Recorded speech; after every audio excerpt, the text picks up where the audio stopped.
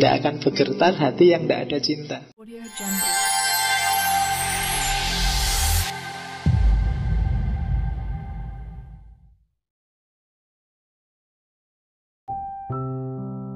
Jalan yang paling gampang adalah lewat jalur cinta. Ini yang agak susah. Tidak perlu dijelaskan cinta itu apa, tapi kalian pasti punya karakter dan kualitas yang namanya cinta dengan intensitas masing-masing dalam berbagai konteks kehidupanmu. Kamu sama orang tua, di situ ada relasi cinta. Mungkin levelnya agak tinggi. Saya punya HP ini tak cintai. Kalau tiba-tiba hilang aku ya nangis. Itu kan berarti ada level cinta tertentuku pada HP, pada laptopku, pada temanku, pada apapun. Itu kan ada level-level cinta. Jadi pingin ketemu Tuhan, pingin ketemu Atman, itu juga bisa lewat jalur cinta. Caranya gimana? Tidak mikir diri kita. Cinta itu kan biasanya orang membuang egonya demi dia yang dicintai. Berhadapan dengan Tuhan juga begitu. Gak perlu nawar, gak perlu dipikir-pikir.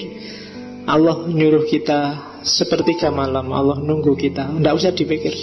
Tapi itu kan sunnah, Pak. Sunnah itu tidak dilakukan juga tidak apa-apa. Itu masih perhitungan. Cinta itu tidak ngitung-ngitung. Kayak kamu kalau punya pacar itu kan, kamu nggak ngitung kan, habis neraktir kan sudah. Yang penting seneng aja bisa neraktir.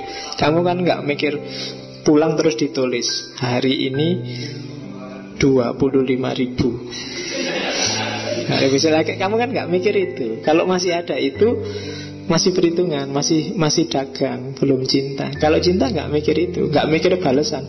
Masa 25.000 cuma dapat gandengan dong, nggak seru ya.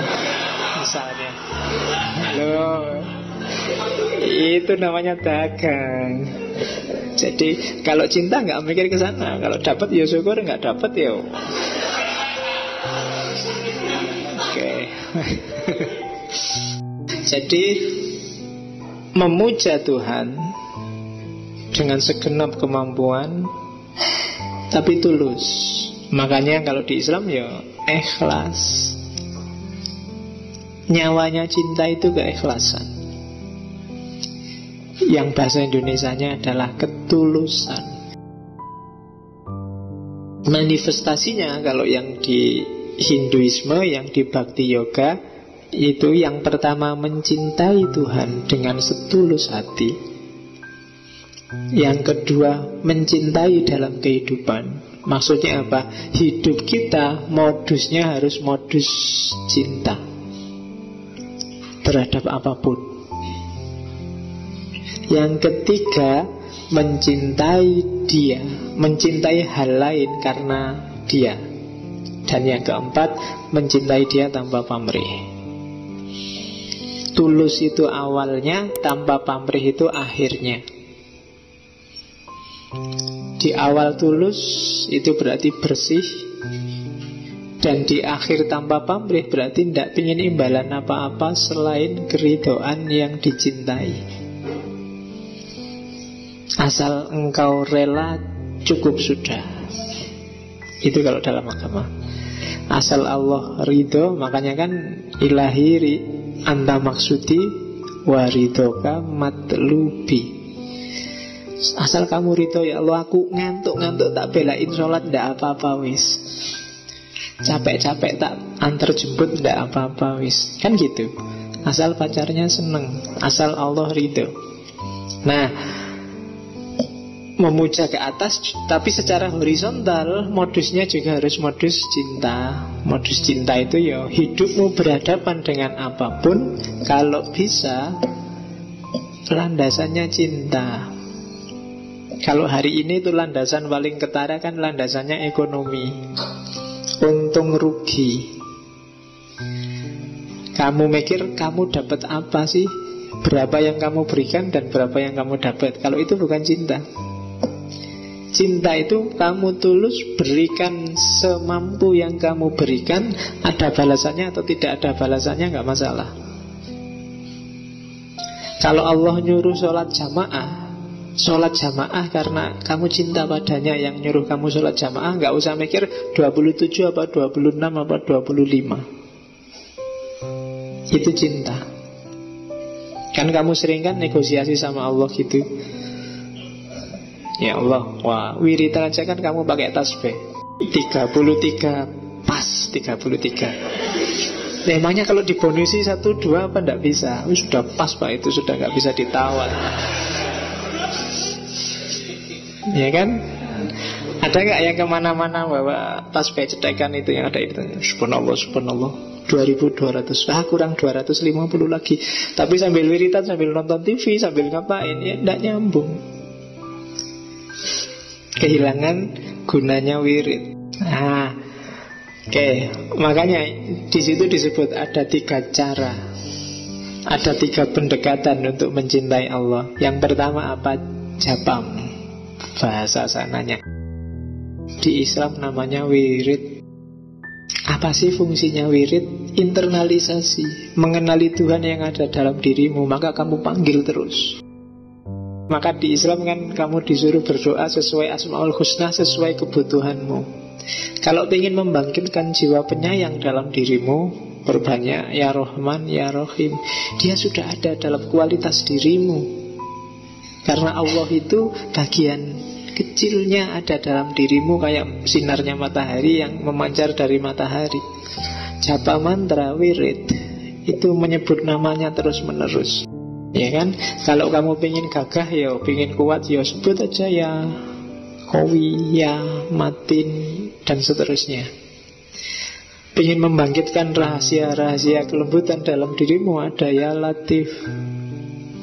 Maka jangan heran para wali zaman dulu dahsyat luar biasa. Kenapa? Potensi ketuhanannya bangkit, antara lain lewat wirid, meskipun bukan satu-satunya.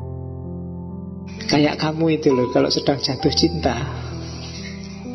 kalau ada orang nyebut nama pacarmu kan bergetar jantungmu, apalagi sama mantan. Ya kan? Ada getarannya. Makanya cirinya orang beriman itu kan yang kalau disebut nama Allah, yang wajilat qulubuhum itu kan, hatinya bergetar kalau disebut nama Allah. Kalau sudah gitu levelnya memang sudah level cinta. Tidak akan bergetar hati yang tidak ada cinta. Jalan yang kedua, belajarlah dari hidupmu sehari-hari. Di sekelilingmu banyak sekali pelajaran cinta. Ada cintanya ayah ibu, ada cintanya suami istri, ada cintanya macam-macam. Belajar aja. Satu-satunya makhluk yang punya pamrih, yang tidak tulus, yang bisa tidak tulus itu manusia. Di luar itu semuanya mengajarkanmu tentang ketulusan, kejujuran, cinta. Kucing itu meskipun dia nggak kamu kasih makan terus nyuri, itu ketika dia nyuri itu dia tulus sedang lapar loh. Tidak pernah kucing sudah kenyang terus nyuri, itu tidak ada. Ketika kalau dia sampai nyuri itu karena memang dia sangat lapar dan kamu yang deket dia pelit, nggak ngasih makanan. Dia nggak pernah sudah kenyang, tak kerjain orang ini, tak curinya anunya. Nggak ada kayak gitu kucing. Yang bisa kayak gitu manusia. Maka belajarlah dari semua yang ada di sekelilingmu yang bukan manusia, semuanya mengajarkan cinta. Kecuali yang dirusak sendiri oleh manusia keseimbangannya. Dan risikonya harus ditanggung sendiri. Dan yang ketiga, benchmark. Apa benchmark itu? Kalau tadi belajar, kalau ini niru. Ada 3 gaya niru. Yang pertama niru, bersikap seperti orang yang dilindungi pada yang melindungi. Nah ini logikanya adalah logika kebutuhan.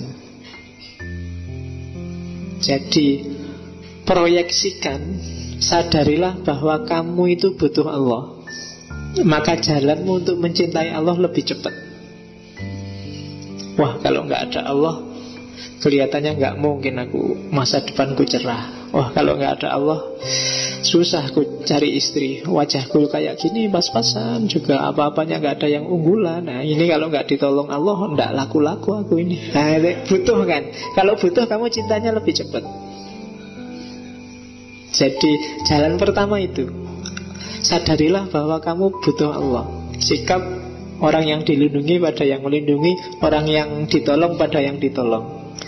Kalau kamu sudah merasa aku itu butuh Allah, tidak bisa tanpamu aku hidup ya Allah, itu cepat kamu jatuh cinta pada Allah. Atau jalur kedua, jalur persahabatan, friend, CS sama Allah. Kalau kamu tiap hari bareng sama Allah, lama-lama kamu akan jatuh cinta padanya. Karena selama bareng kamu akan lama-lama, oh iya ya, Allah maha kuasa sekali, oh Allah maha besar sekali. Lama-lama kamu akan jatuh cinta. Atau jalur yang ketiga, jalur ketulusan. Jalur ketulusan itu sudahlah, tidak terlalu banyak mikir, tidak terlalu banyak pertimbangan. Pokoknya fitrahku memang mencintai Allah, seperti ayah pada anaknya atau anak pada ayahnya. Kamu sama bapakmu kan nggak pernah diajari kamu harus sayang bapakmu, tapi otomatis kamu sangat sayang pada ayahmu. Ibumu dulu juga begitu. Waktu melahirkanmu dia nggak pernah ikut kursus apa ikut ngaji gimana caranya biar sayang anaknya. Otomatis langsung sayang sama anaknya. Ketulusan, jalur yang ketiga. Nah, itu Bhakti Yoga.